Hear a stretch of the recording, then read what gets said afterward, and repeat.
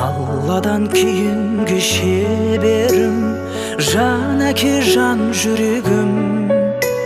Самғасам күш қуат демеуім, сүрінсем тірегім.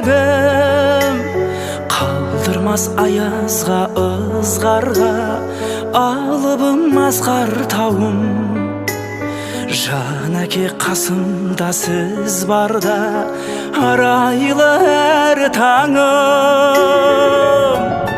Әр қашанда биік көретін мен басқадан. Менің әкем, ең жақсы адам.